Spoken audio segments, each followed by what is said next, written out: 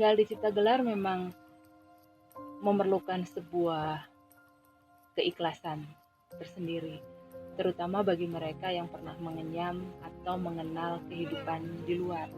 Karena ada banyak hal yang harus disesuaikan, banyak hal yang harus berubah sesuai dengan tatanan adat.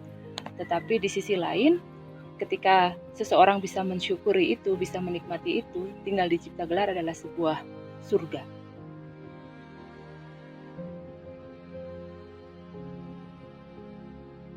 Peran perempuan sendiri di Kasepuan Cipta Gelar, sebenarnya antara laki-laki dan perempuan punya peran yang setara, punya peran yang equal.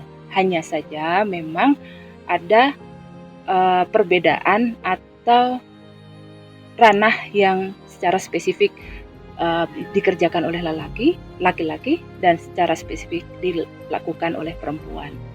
Tetapi pada intinya adalah seimbang atau setara. Karena itu juga merupakan konsep dari kehidupan masyarakat di sini, yaitu tentang keseimbangan. Kaum perempuan dengan kaum laki-laki itu tidak ada bedanya. Sama-sama penting seperti halnya keberadaan laki-laki dan perempuan. Sama-sama penting seperti hidup manusia ada simbol kanan dan kiri, ada atas bawah, depan belakang, siang dan malam. Nah, keseimbangan itu laki-laki dan perempuan itu nggak ada bedanya. Jadi hal pekerjaan pun itu sudah ada tata aturan keadatan yang membangun posisi di mana dia harus berada, yang perempuan tugasnya apa, kemudian harus melaksanakan seperti apa, sementara laki-laki bertugas di sebelah mananya. Makanya sejajar. Bisa dikatakan bahwa kalau nggak ada perempuan, apa artinya laki-laki? Iya. Contoh misalnya ketika dalam hal prosesi yang berlangsung dari keadatan kami, bahwa hidup harus seimbang itu pentingnya seorang perempuan dengan laki-laki dalam hal misalnya ngomong pertanian. Pertanian bagi kami adalah bukan mata pencaharian tapi kehidupan. Kehidupan itu akan melahirkan kehidupan yang lainnya. Melahirkan itu kan harus berpasangan antara laki-laki dan perempuan. Makanya sama-sama pentingnya di sini. Ketika prosesi dalam hal menanam padi cuma laki-laki saja, nggak ada perempuannya, nah bagaimana kehidupan itu bisa ada? Jadi bisa dilihat bahwa pertanian kami itu harus yang berpasangan. Jadi yang punya hak dan punya kewajiban menanam padi itu adalah bagi mereka yang sudah menikah atau yang sudah berpasangan, karena di situ akan melahirkan kehidupan. Kemudian di situ akan membagi tugas, siapa yang menjadi kepala rumah tangga dan siapa yang menjadi ibu rumah tangga. Itu kan sama-sama ada bapak dan ibunya, bapak rumah tangga dan ibu rumah tangga. Di situ dikepalai oleh laki-laki, karena ngomong hal laki-laki seperti beda. Satu orang menyebutnya patrilinear, tapi sebetulnya ngomong bapak adalah posisinya selalu di atas. Jadi kita konsepnya adalah ibu bumi, bapak langit. Nah, bapak ini pasti akan jadi kepalanya karena posisinya di atas. Kira-kira seperti itu. Jadi perempuan di sini itu sama halnya seperti keberadaan laki-laki.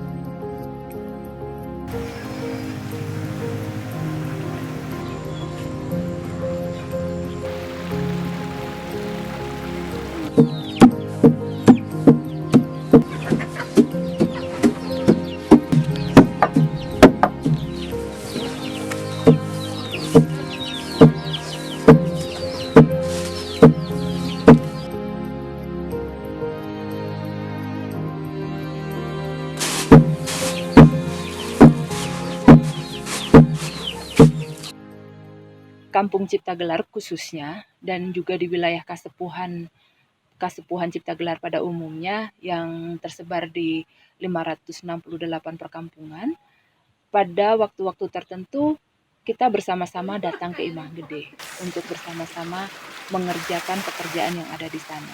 Jadi kalau kita ngomong Imah Gede, itu adalah rumah bersama, rumah semua orang yang di mana semua orang mempunyai kewajiban yang sama untuk melakukan semua pekerjaan yang terjadi.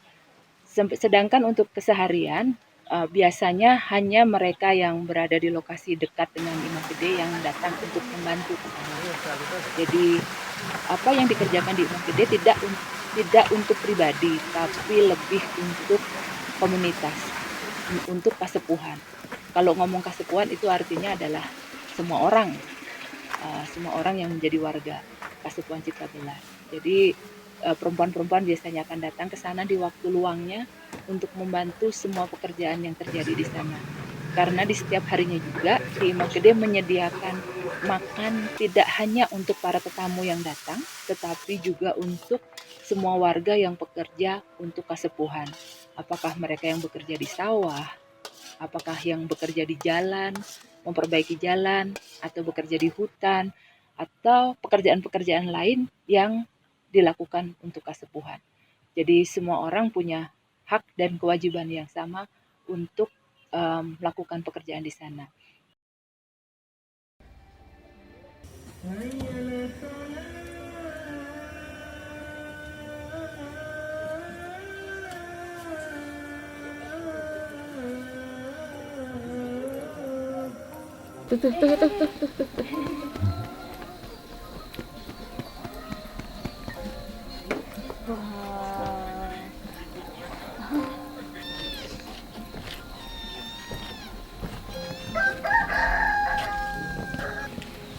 Ini kucing. Anaknya ada berapa, Bu? Ada tinggal 2 di rumah. Laki-laki. Itu pendidikannya? Pendidikannya cuma sekolah SD. Gak lulus apa ya? Gak Sekolah lulus, SD. SD juga gak lulus. Itu semuanya nggak lulus atau ada beberapa yang lulus SD? Ada lulus satu ya, Heli, namanya Heli, lulus. Soalnya habis SD langsung nikah, langsung punya anak. Kalau lulus langsung nikah. Kalau boleh tahu nikahnya di umur berapa? 14. Oh, di umur berapa? Anak ibu yang lain bertani juga apa? Tani Bertani juga. juga.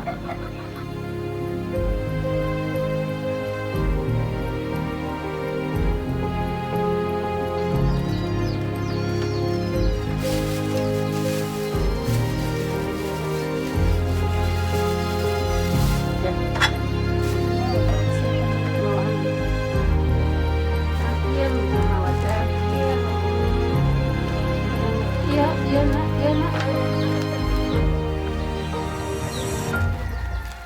Kamera iya wae.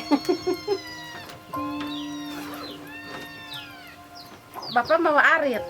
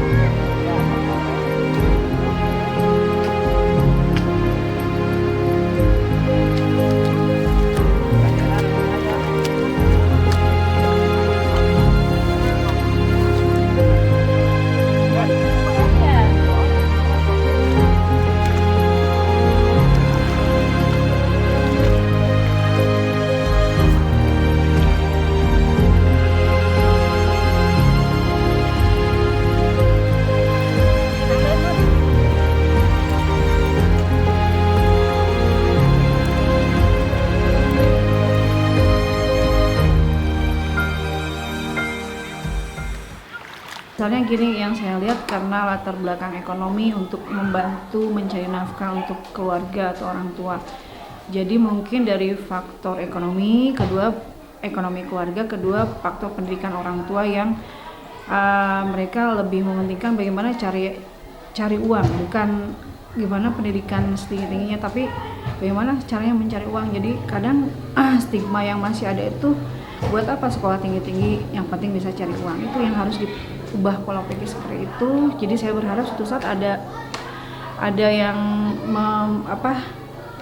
mendatangkan ahli pendidikan atau siapa yang membuka pola pikir para orang tua agar memberikan kesempatan seluas-luasnya pada anak untuk belajar setinggi-tingginya. Terus yang keduanya, suatu saat ya, diciptakan lapangan pekerjaan di sini, jadi terbantu keluarganya. Jadi dengan terbantu kondisi ekonomi keluarga, otomatis orang tua pun mengizinkan anaknya untuk belajar, fokus pada belajar dan cari nafkah hanya orang tua. Ya, ada upaya dari sekolah, dimana contohnya kemarin ada anak-anak yang tidak melanjutkan sekolah, didatangin oleh komite sekolah atas koordinasi dan kepala sekolah dan guru, diberikan masukan agar melanjutkan pendidikan, karena pendidikan sangat penting untuk masa depan.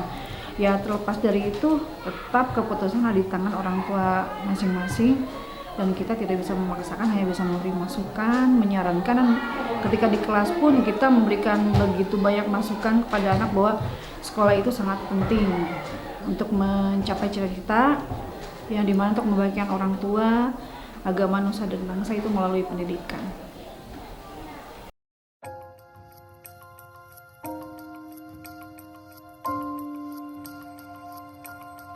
Satu hal lagi, ketika melakukan ritual atau sebelum melakukan ritual dalam kehidupan sehari-hari, mungkin bisa dilihat bahwa perempuan-perempuan di sini selalu memakai kain penutup bawah, apakah itu berupa sarung atau berupa kain panjang, yang jelas adalah sesuatu untuk menutup bawah. Secara harafiahnya mungkin kita bisa secara simpelnya kita bisa mengatakan bahwa ini adalah salah satu hal yang paling mudah yang bisa dilihat untuk membedakan mana yang laki-laki, mana yang perempuan. Tetapi secara filosofis sebenarnya jauh lebih dalam dari itu, dan ada hubungannya dengan apa yang menjadi budaya kita sendiri.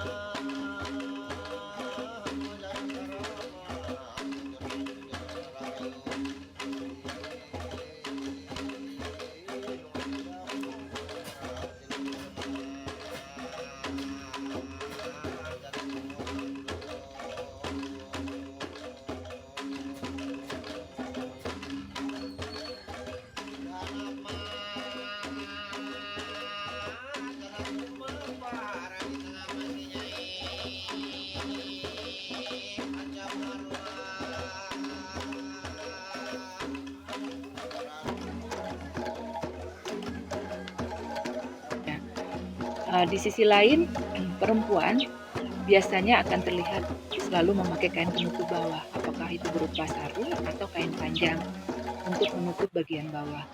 Jadi secara sederhananya adalah sesuatu yang secara mudah bisa dilihat untuk membedakan mana laki-laki, mana perempuan. Tetapi secara filosofis itu berkaitan dengan tatanan adat dan juga budaya kita yang berkaitan dengan padi itu sendiri. Tapi saya tidak bisa jelaskan di sini. Tapi bahwa kain penutup bawah itu memang wajib untuk perempuan, terutama ketika dia melakukan ritual-ritual yang berkaitan dengan padi. Jadi misalnya kita melakukan sebuah ritual kayak tadi, misalnya memasak nasi untuk disebutnya nganyaran, memasak nasi yang kita panen, yang kita hasilkan dari tahun tersebut. Perempuan satu pasti akan memakai sarung atau penutup bawah, dan satunya lagi adalah memakai kain putih yang ditutupkan di bagian dada. Nah, itu disebutnya karembong. Putih melambangkan sebuah kebersihan, sebuah kesucian. Jadi ketika kita melakukan upacara atau kita melakukan ritual itu harus dalam kondisi bersih dan suci, dan niat hati dan pikiran kita juga harus bersih dan suci. Itu salah satu filosofinya.